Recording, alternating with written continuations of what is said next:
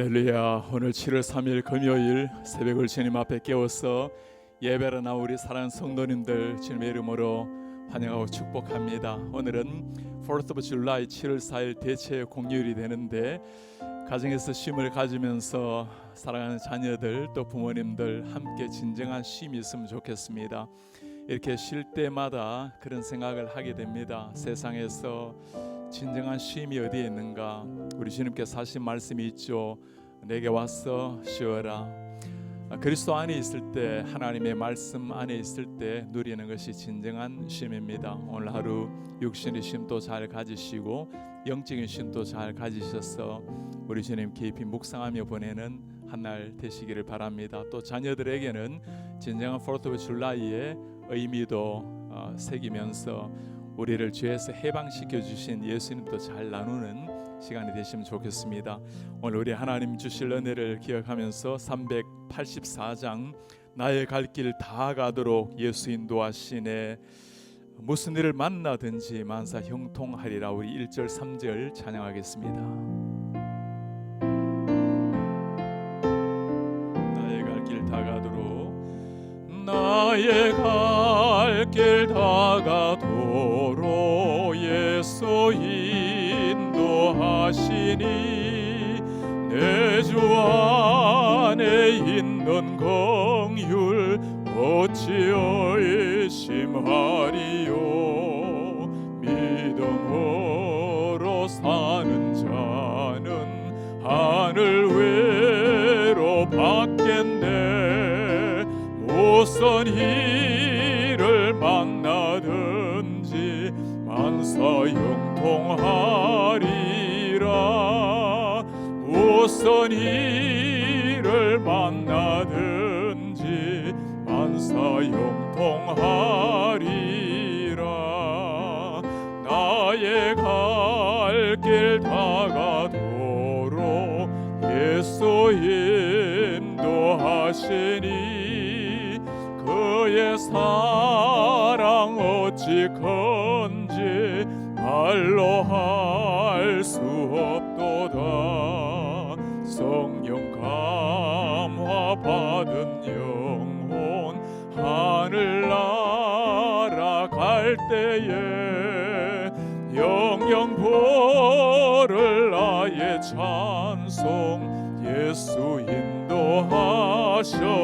인도하셨네.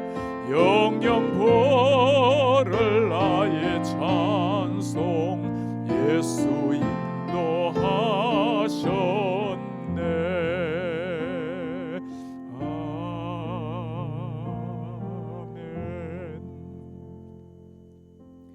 존귀하신 우리 하나님 아버지, 오늘 7월 3일 금요일을 이 새벽을 깨워서 우리 하나님 앞에 예배자로 서게 하심을 참 감사합니다.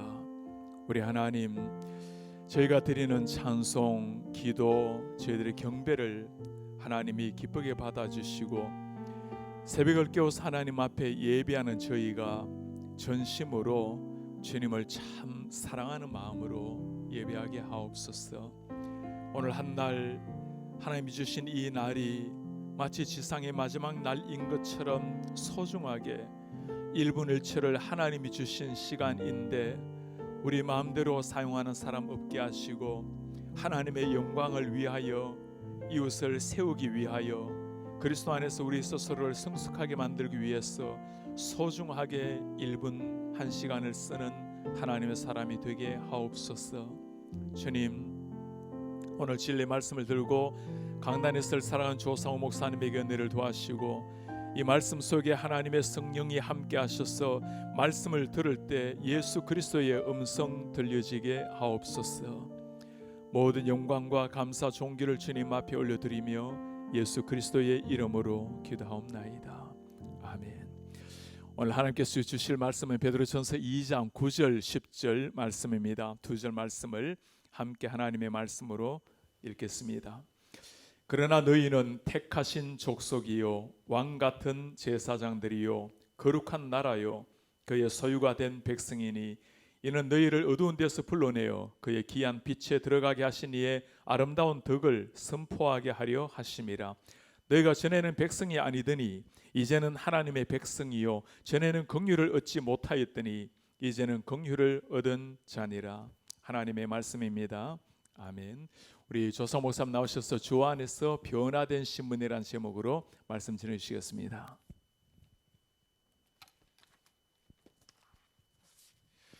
여러분 예수님을 만난 순간을 기억하십니까? 저는 지금도 자주 생각하는데 제 인생에는 무엇과도 바꿀 수 없는 가장 소중하고 기쁜 순간이었습니다. 그 이유는 제 인생 자체가 달라졌기 때문입니다. 저의 존재 자체가 완전히 달라진 것입니다.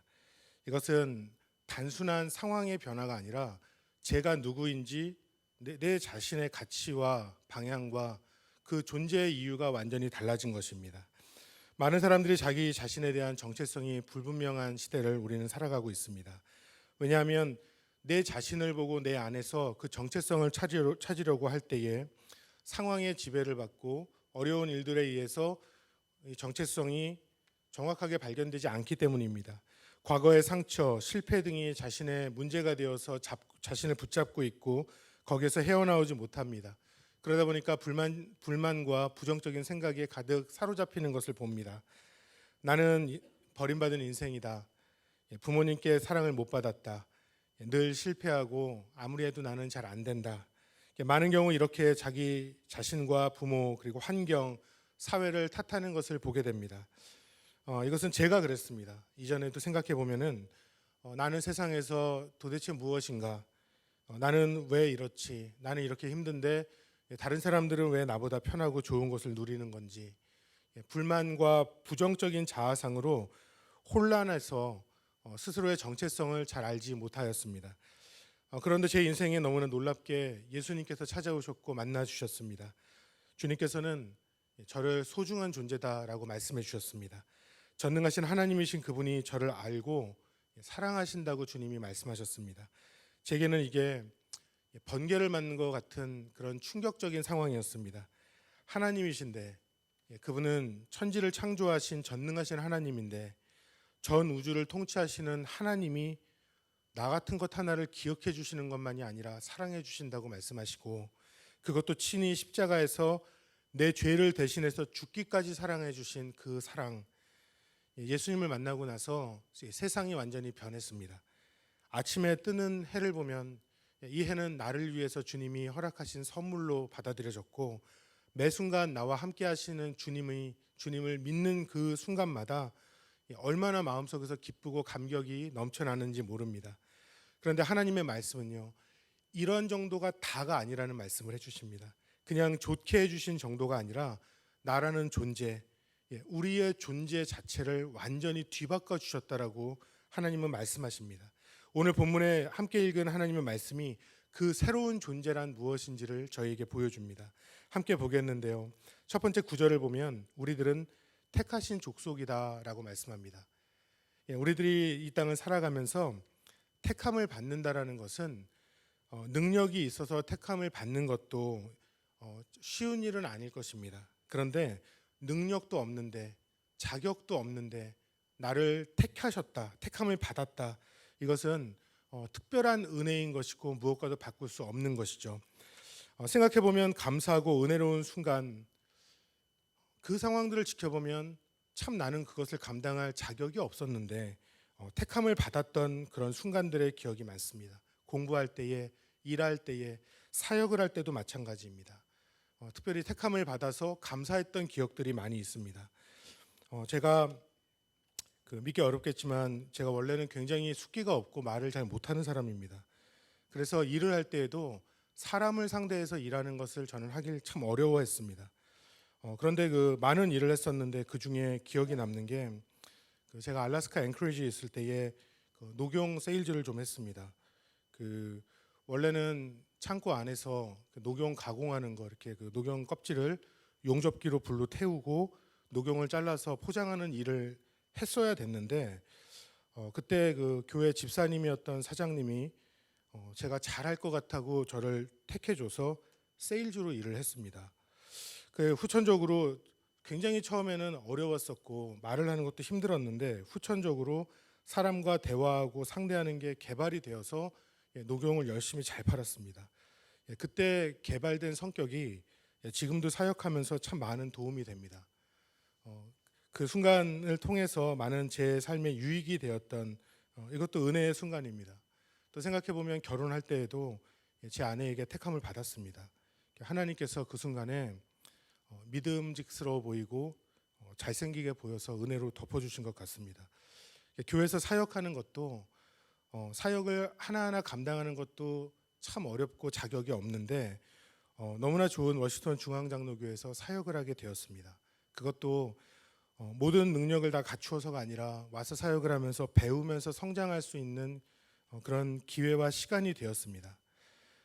지나온 삶을 하나하나 돌아보면 내가 했던 모든 것들이 참 나는 자격이 없는데 감당할 수도 없는데 택함을 받아서 살아온 은혜의 순간이라는 것을 기억하게 될 때 지금을 살아가는 저로서는 너무나 큰 힘이 되고 은혜가 됩니다. 그런데 여러분, 우리가 기억해야 되는 우리 인생의 가장 큰 그 택함이란 무엇입니까? 그것은요, 많고 많은 사람들 가운데, 그 많은 사람들 가운데 하나님께서 나를 택하여서 하나님의 자녀를 삼아 주셨다는 사실입니다. 여러분, 이것은 가장 우리 인생의 가장 큰 은혜입니다. 시간이 아무리 지나도 변하지 않는 은혜이고요. 이 은혜 하나가 있으면 다른 어떤 것은 부럽지 않은 것입니다. 이사야서 41장 8절 9절에서 성경이 이렇게 말씀합니다.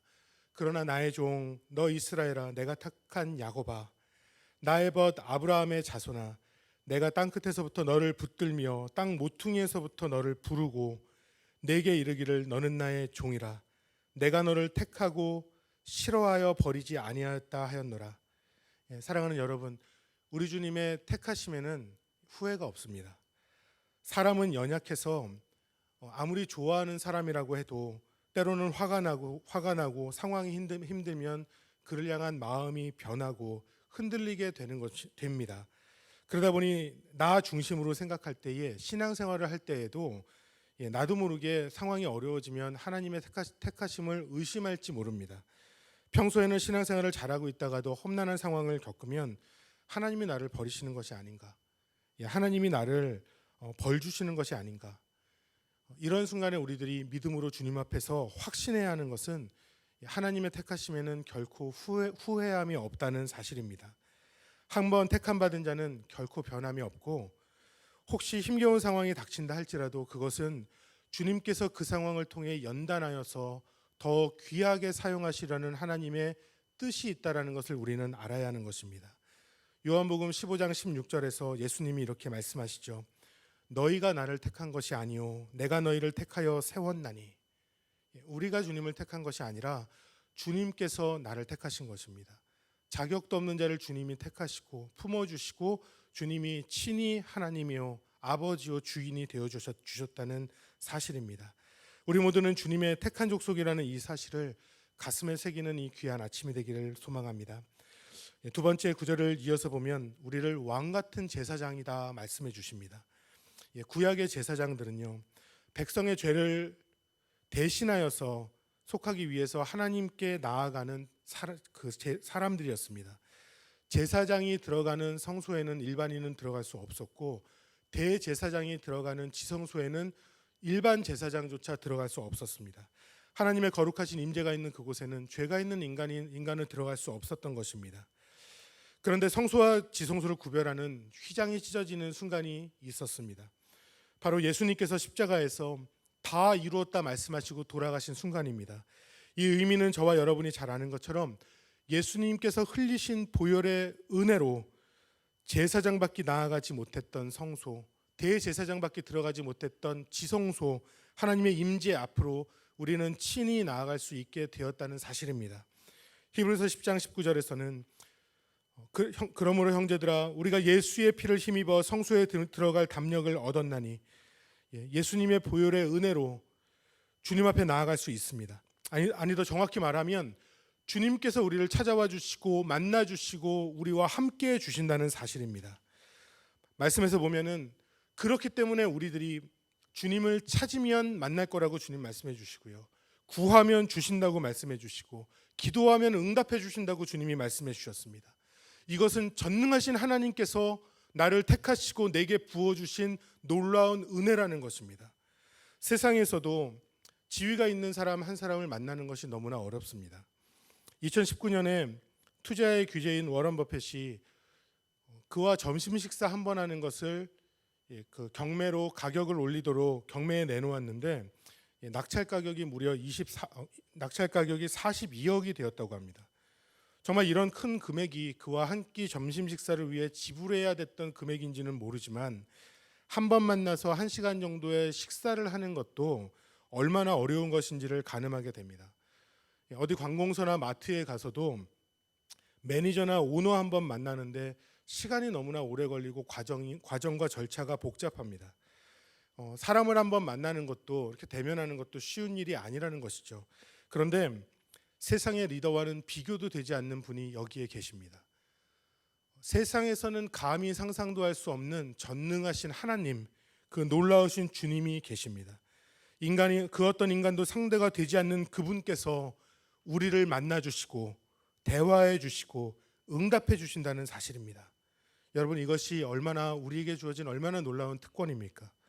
우리는 이 특권을 매 순간 기억해야 할 것입니다. 이 특권을 우리는 누려야 할 것입니다. 여러분, 우리의 삶에 나를 사랑하시는 분이 그 누구도 아니고 전능하신 하나님이시라는 이 사실을 우리는 늘 인식해야 합니다. 그리고 그 주님께서, 불가능이 없으신 주님께서 나를 보고 찾으라고 말씀하시고 구하라고 말씀하시고 기도하라고 말씀하셨을 때 우리는 이 특권으로 주님 앞에 나아가는 삶을 살아야 합니다. 여러분, 우리가 인생에서 매 순간 주님을 더욱 찾으시길 바랍니다. 더욱 주님 앞에 무릎으로 기도하시기를 바랍니다. 주님께서는 결코 외면하지 아니하시고 우리의 간구를, 우리의 기도를 주님께서는 기뻐하시며 응답하신다는 사실, 우리는 이것을 기억하며 이 특권으로 주님 앞에 나아가 깊이 교제하는 그러한 삶이 되기를 간절히 소망합니다. 세 번째로 이어서 말씀을 보면 우리를 거룩한 나라라고 주님은 말씀합니다.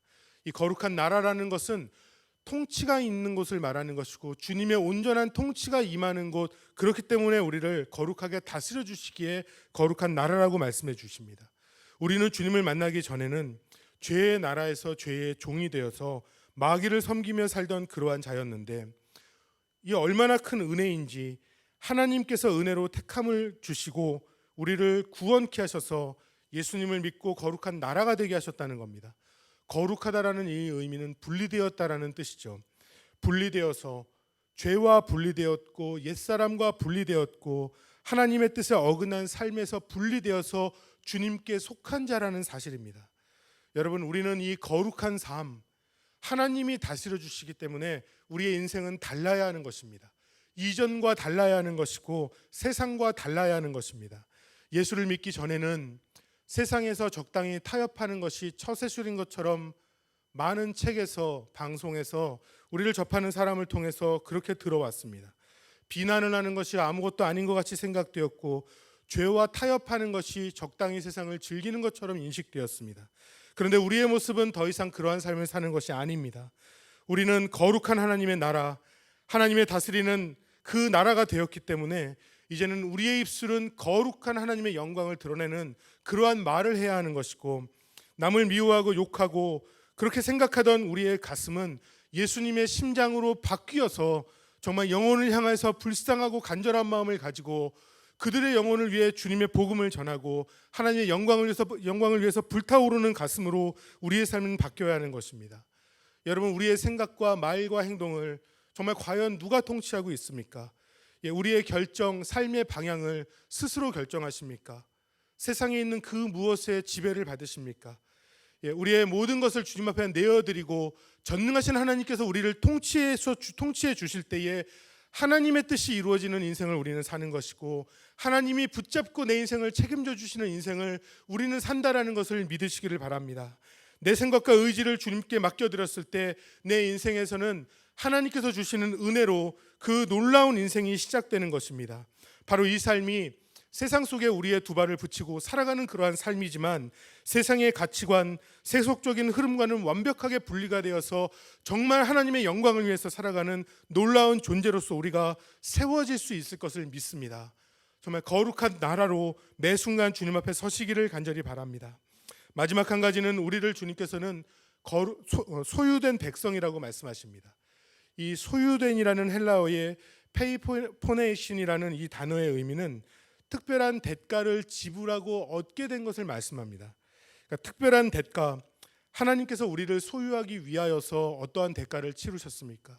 이것은 세상이 감당할 수 없는 놀라운 것, 정말 주님께서 너무나 사랑하시기에 베풀어 주시는 대가인 것입니다. 아들을 내어 주시는 대가로 우리의 죄에 대한 대가를 지불하셨습니다. 예수님께서 사람에게 버린 돌이 되셨고 고난을 받으셨고 십자가에 못 박혀 죽으셨습니다. 한 인간의 삶으로서 돌아볼 때 3년의 공생의 시간 동안 많은 사람들의 칭송을 받았지만 결국에는 비참한 죽음을 맞이한 것처럼 보입니다. 그런데 성경에서는 예수님은 산 돌이라고 말씀하셨고 참 보배가 되었다라고 말씀하십니다. 여러분, 그 의미가 무엇입니까? 에베소서 1장 7절을 보면 우리는 그리스도 안에서 그의 은혜의 풍성함을 따라 그의 피로 말미암아 속량 곧 죄사함을 받았느니라. 속량, 값을 지불하셨다는 것입니다. 우리 주님께서 나의 죄값을 완전히 치러 주시고 나를 주님의 소유 삼아서 6절의 말씀처럼 나를 신령한 집으로 세우신 것입니다. 주님께서 다 지불하시고 너는 내 거야. 너는 내가 사랑하고 내가 책임지고 인도하는 인생이 되는 것이야. 주님께서 우리에게 말씀해 주십니다. 건축자의 버린 돌처럼 무시받고 외면당하신 그 주님께서 살아계셔서 살아 역사하셔서 우리가 참 생명, 주님께서 주시는 값없이 주시는 이 생명으로 살고 그 안에 자유함과 풍성함을 누리는 하나님의 은혜가 있는 삶이 되도록 주님이 만들어 주신 것입니다. 이러한 주님의 희생을 생각할 때 생각나는 것은 마음속에서 감사함 뿐입니다. 첫 번째도 감사함이고 두 번째도 감사함이고 마지막도 감사함입니다. 죄인인 내가 어떻게 주님의 소유된 백성이 될 수 있습니까? 저희에게는 조금의 가능성도 방법도 없습니다. 오직 주님께서 날마다 허락하신 구원인 것입니다. 이 구원의 기쁨이 우리에게 날마다 끊이지 않고 흘러넘치는 축복이 있기를 원합니다. 9절 하반절에서 이렇게 말씀하죠. 너희를 어두운 데서 불러내어 그의 기이한 빛에 들어가게 하시니에 아름다운 덕을 선포하게 하려 하심이라. 우리는 예수 그리스도로 그의 속함을 받은 부름받은 백성이 되어서 이제는 하나님의 아름다운 덕을 선포하는 통로이고 세상을 향해 복음을 선포하는 통로가 되는 것이고 하나님의 은혜를 나누는 통로가 되는 것이고 또한 하나님께 영광을 올려드리는 주님의 귀한 통로의 삶이 되는 것입니다. 우리는 이 정체성을 가지고 이 땅을 사는 것입니다. 사랑하는 여러분, 매 순간 내가 누구였는지 그리고 예수님으로 인하여 내가 어떠한 존재가 됐는지를 기억하시며 날마다 주님 앞에 감사함으로 나아가시고 매 순간 성령의 충만하심과 인도하심 속에서 주님의 영광을 드러내는 그러한 인생이 되시기를 바랍니다. 오늘 하루 살아갈 때에 많은 생각과 많은 사건과 많은 사람을 만날 것입니다. 매 순간 우리 마음속에서 다시 한번 확인하고 기억하는 것은 나는 주님의 택함을 받은 거룩한 백성이요 왕같은 제사장이요 거룩한 나라요 소유가 된 백성이라는 것, 이것을 기억하시고 매 순간 하나님의 영광을 돌리시는 주님의 귀한 성도님들 한 분 한 분 되시기를 우리 주 예수님의 이름으로 축원합니다. 이 시간 함께 기도하겠습니다. 스크린을 보시면서 기도 제목을 함께 읽겠습니다. 우리 모두는 주 예수 그리스도 안에서 새로운 피조물입니다.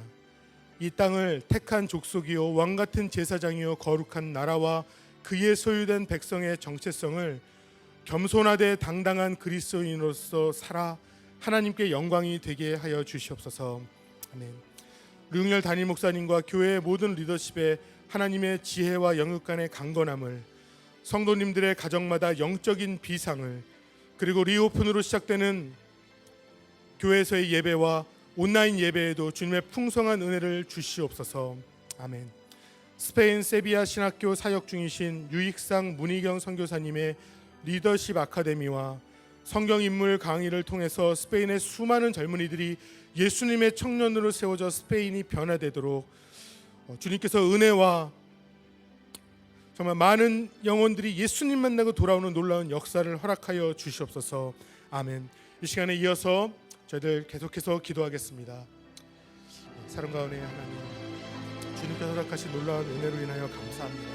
나는 아무것도 아닌 자이고, 나는 하나님 앞에서 나의 것을 가지고 나아가 자랑하고 무엇을 바랄 수도 없는 자인데, 아버지, 그렇게 미천하고 정말 보잘것없는 자인데 사랑하는 하나님, 우리 주님께서 전능하신 하나님, 나를 택하여 주시고 찾아와 주셔서 감사합니다. 전능하신 하나님을 만나기에